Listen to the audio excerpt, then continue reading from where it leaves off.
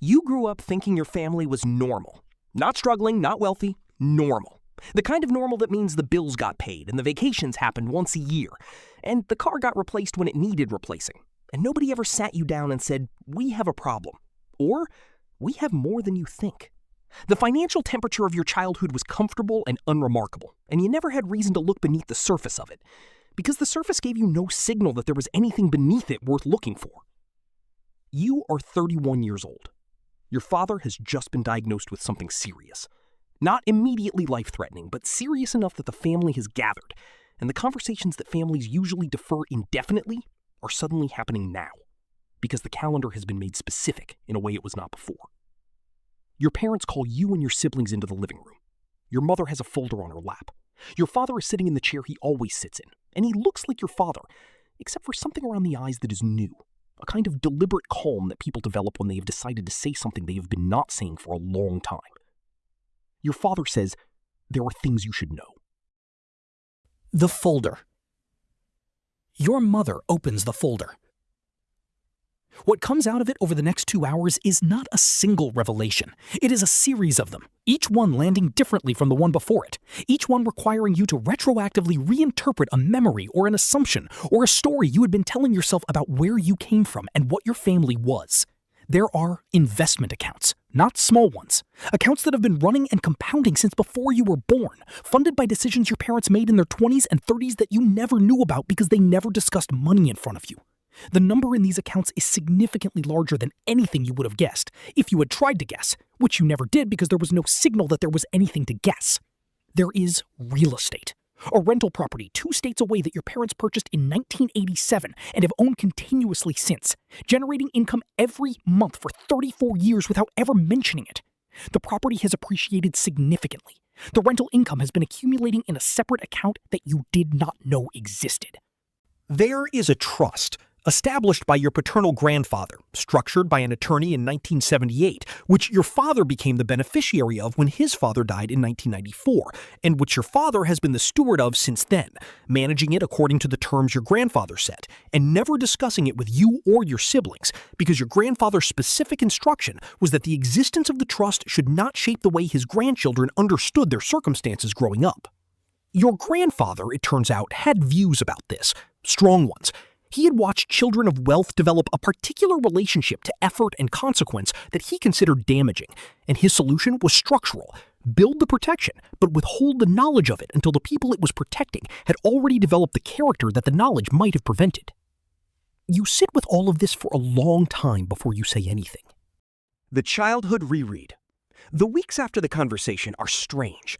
Not in a bad way exactly, but in the specific disorienting way that happens when information arrives that requires you to reread your own past through a different lens. You find yourself returning to memories and seeing them differently now that you know what was in the background. The college fund that appeared when you needed it, presented at the time as savings your parents had accumulated slowly, was not savings. It came from the trust. The check your parents wrote when your car was totaled in your mid-20s, which you assumed represented a significant sacrifice on their part, and which you paid back over 3 years because you felt the weight of what they had given up, that check cost them nothing. It came from the rental income account. The modesty of how your parents lived, the ordinary house in the ordinary neighborhood, the cars that were comfortable but not impressive, the vacations that were real but not extravagant, was not the absence of resources. It was a choice. A deliberate, consistent, multi-decade choice to live at a level significantly below what was available to them because they had specific beliefs about what money should do to a life and specific fears about what it could do to children who knew about it too early. You do not know whether to be grateful or unsettled, and you discover over the following weeks that you are both simultaneously, and that the two feelings do not resolve into each other, but simply coexist in a way you have to make peace with rather than solve. The conversation with yourself, that takes about a month to complete. The first part of it is about the past, whether the choices your parents made were right, whether withholding the information was a form of protection or a form of control, whether you deserved to know earlier, whether the person you became, the financial habits you developed, the relationship to money you built, the work ethic that emerged from genuinely believing that your financial outcomes were entirely your own responsibility, would be the same person if you had grown up knowing what was in the folder. You arrive at something that is not quite a verdict, more like an acknowledgement. Your parents made a choice that was genuinely motivated by love and by a specific theory of how people develop well. You can disagree with the theory without dismissing the love. You can wish things had been different without concluding that they were wrong. You can hold both of those things and still move forward. The second part of the conversation is about the future, because the information in the folder is not just history, it has a future attached to it. The trust has terms. When your father dies, the trust transfers to you and your siblings in specific proportions according to your grandfather's instructions from 1978. The number that will eventually come to you, divided among siblings, subject to estate taxes that the family attorney is already working to manage, is significant. Not life-altering in the way that a sudden enormous windfall is life-altering, but significant. Enough that the financial decisions you make between now and then and after will matter at a scale they would not have mattered without this information. You are 31. You have been making financial decisions based on the assumption that you had only what you earned. That assumption was partially wrong for your entire adult life and is now completely corrected. The question is what you do differently now that you know. What changes and what does not? Here is the thing that surprises you most about discovering that your parents have money. Most things do not change. You still go to work, not because you have to, the eventual inheritance makes that calculation more complex than it used to be, but because you were not working because you had to, not really. You were working because the work meant something, and the meaning does not disappear because the financial stakes of the work have changed. You still live in the apartment you have been living in, not because the information in the folder has not arrived in your bank account yet. It has not. It will not for years, possibly decades.